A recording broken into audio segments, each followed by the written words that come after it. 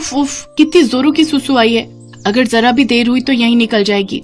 घर पहुंचने में तो भी टाइम लगेगा। ऐसा करती हूँ, यहीं पार्क में बने इस पेड़ के पीछे ही बैठ जाती हूँ। गर्मी दोपहरी का टाइम है, सभी अपने अपने घरों में अभी सो रहे होंगे। शर्मिली जल्दी से पेड़ के पीछे जाकर सुसु करने बैठ जाती है और कहती है, आहा, सचमुच हल्का होने में जो सुख है वो दुनिया के सभी सुखों से परे है। इतना कहते ही शर्मिली की आंख खुल जाती है और वो देखती है कि उसका बिस्तर गीला हो चुका है। असल में वो एक सपना देख रही थी। वो उठती है तो देखती है कि बिस्तर पर ही उसकी सुसु निकल गई है। हे राम, इसीलिए बिस्तर पर सुसु करने में इतना मजा आ रहा था। लेकिन अब क्या करूं? अगर कहीं वो उठ गए तो मेरे बारे में क्या सोचेंगे? ऐसा करती हूँ, चुपचाप सो जाती हूँ। गर्मी बहुत है, सुबह होने तक सूख जाएगा। ये सोचकर शर्मिली वहीं पर सो गई। सुबह रौनक की जब आंख खुलती है तब तक बिस्तर सूख गया था, लेकिन सुसु की बदबू अभी भी आ रही थी। ये सुसु जैसी गंदी बदबू हमारे रूम से कैसे आ रही है? नहीं मालूम जी, हो सकता है कि ये इस गबरू का काम हो। गबरू रौनक का पालतू कुत्ता है। रौनक उसे बहुत प्यार करता था, तो वही शर्मिली को वो फूटी आंख नहीं भाता था। वो अपना हर गुनाह गबरू के मत्थे मर देती थी और आज भी उसने बिल्कुल वैसा ही किया।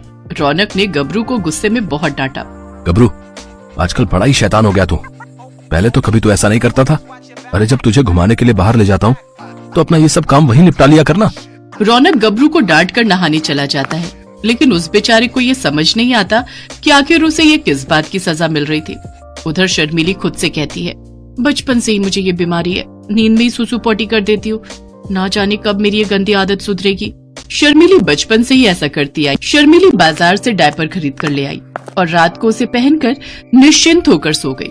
अगले दिन सुबह जब रौनक ऑफिस जाने के लिए तैयार होने लगा तो उसने अपने कपड़े लेने के लिए अलमारी खोली तो वहाँ पर रखा डायपर का पैक उसने देख लिया। वो शर्मिली से पूछता है, डायपर? अरे शर्मिली, ये एडल्ट डायपर किसका है? जी, ये आपके गबरू के लिए है। आजकल घर में हर जगह गंदगी फैलाए रखता है, जहाँ मर्जी सुसु पोटी कर देता है। वो अपने पति से ये सब बातें कर ही रही होती है कि तभी उसकी सास शांति वहाँ पर आ जाती है। हाँ, बिल्कुल सही कह रही है बहू। अरे कल तो इसने तुम्हारे बिस्तर पर ही पोटी कर दी थी। गबरू, क्या ये सब सच है? आप इससे क्या पूछ रहे हो जी? ये कौन सा आपसे कुछ बोलकर आपको सारी बात बताएगा? भले ही ये कुछ बोल ना पाए, पर झूठ भी तो नहीं बोलेगा। इंसान थोड़े ना है ये। शर्मिली हर रोज डायपर पहनकर सोती और अगले दिन सुबह जाकर उसे घर के पीछे नाली में फेंक देती। लेकिन एक रोज जब वो डायपर फेंकने गई तो एकदम से आंधी चलने लगी और वो डायपर उड़ते हुए एक पड़ोसन के ऊपर जा गिरा। डायपर में पोटी लगी हुई थी। पोटी वाला डायपर देख तो उस पड़ोसन का दिमाग ही खराब हो गया। उस पड़ोसन का नाम ओमवती था। उसकी शर्मिली की सास से बिल्कुल भी नहीं बनती थी और वो डायपर देख चिल्लाते हुए कहती है, इस शांति को तो मैं बताती हूँ, गंदा डायपर मेरे ऊपर फेंकते हुए इसे शर्म नहीं आती। ओमवती शांति से लड़ने के लिए उसके घर पहुंच जाती है। शांति, अरे ओ शांति, क्या हुआ ओमवती, क्यों चिल्ला रही है? तुझे क्या लगा कि तू मेरे ऊपर पोटी से भरा हुआ? अरे हम तेरे ऊपर डायपर क्यों फेंकेंगे? ये जरूर हमारे गबरू कुत्ते का काम है। हाँ, ये पक्का कुत्ते का काम है। मुझे बेवकूफ समझ रखा है क्या तुम दोनों ने? भला कोई कुत्ता किसी के ऊपर डायपर फेंक सकता है?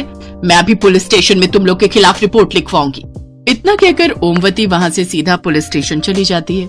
कुछ देर बाद पुलिस उनके घर पहुँच जाती है। रौनक भी ऑफिस से घर पहुँच जाता है।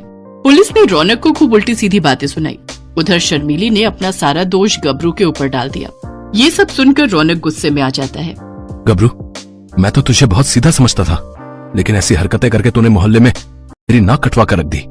मैंने तो तुझे बहुत प्यार किया, लेकिन तूने ही ये सिला दिया मेरे प्यार का। अब मैं तुझे इस घर में एक पल भी और रहने नहीं दूंगा। चल निकल मेरे घर से।